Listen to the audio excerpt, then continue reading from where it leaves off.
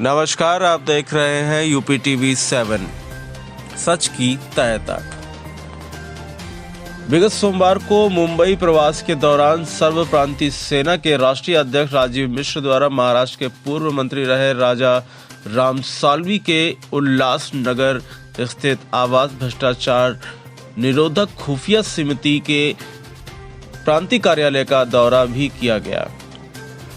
साथ ही मुंबई स्थित उनके भाई आशुतोष त्रिपाठी की दिवंगत माता प्रख्यात समाज सेविका स्वर्गीय भारती दीदी की आत्मा की शांति हेतु प्रार्थना कर उन्हें भावभीनी श्रद्धांजलि देते हुए उनकी तस्वीर पर पुष्प अर्पित किए।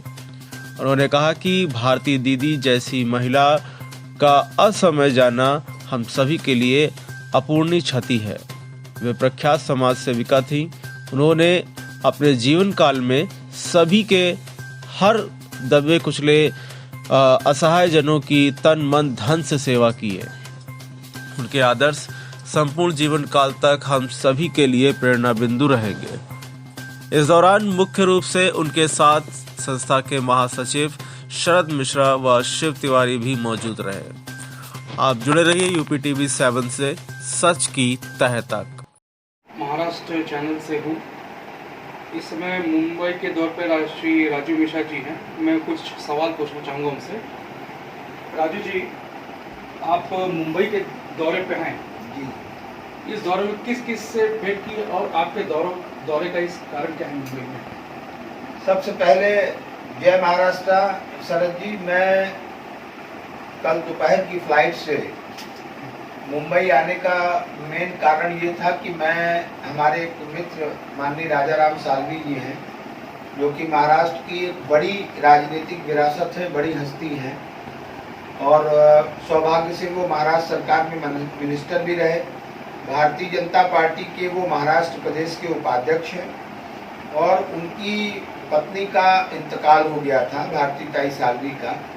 आज उनका 10वां था, क्योंकि महाराष्ट्र में 10वें का चलन है। यहाँ 13वीं तो नहीं ज़्यादा लोग करते, 10वें का एक बड़ा वो मनाया जाता है। तो मैं उस लिए उनके परिवार में दुख में सम्मिलित होने के लिए आया था। और दौरे का कारण तो प्रमुखता से तो यही था कि साल्वी जी के परिवार में जो दुखद घटनाएं हुई हैं, या और कोरोना काल में जो हमारे यहाँ इष्ट मित्र थे। क्योंकि मैं भी महाराष्ट्र में एक राजनीतिक दल चलाता हूँ, यहाँ से 35 सालों से मेरा एक रिश्ता है। तो यहाँ के कहीं भी राजनीतिक या सामाजिक व्यक्तियों के यहाँ जो जान हानि हुई है, कोरोना से हुई है या नैसर्गिक मृत्यु हुई है, उन लोगों के घर जाना, वहाँ अपना दुख प्रकट करना, ये हमारे नैतिक जवाबदारी थी। और इस कार्य में हमारे जो महाराष्ट्र प्रदेश अध्यक्ष हैं शरद मिश्रा जी, आदरणीय तिवारी जी, उन लोगों से साथ में हम कल से कई जगह पे लोगों के यहाँ जा रहे हैं, मिल रहे हैं।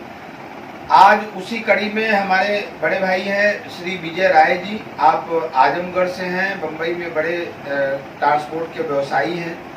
हमारे चचा हैं, आप भी यहाँ के बहुत मौजूद व्यवसायी हैं, हमारे बहुत स्नेही हैं। तो आप लोगों से मिलने का क्रम जारी है और मुझे लगता है कि अब हम लोग चूँकि राजनीतिक सामाजिक व्यक्ति हैं, तो दौरे में जहाँ जहाँ भी लोगों के बारे में मुझे पता चलता है, उस जगह पे जाना मैं अपनी जवाबदारी समझता हूँ। इस कारण इस दौरे पे हूँ। जी, कृपया एक बात बताइए कि इस मुंबई दौरे के दौरान आप किसी भाजपा के बड़े नेता से मिले या मिलेंगे या नहीं? मैं चूँकि प्रमोद महाजन जी का भी सेक्रेटरी रहा हूँ, तो महाराष्ट्र की बीजेपी में कोई भी ऐसा बड़ा नेता नहीं है जो मुझसे पारिवारिक संबंध न रखे या जिसका मैं पारिवारिक सदस्य ना हूँ।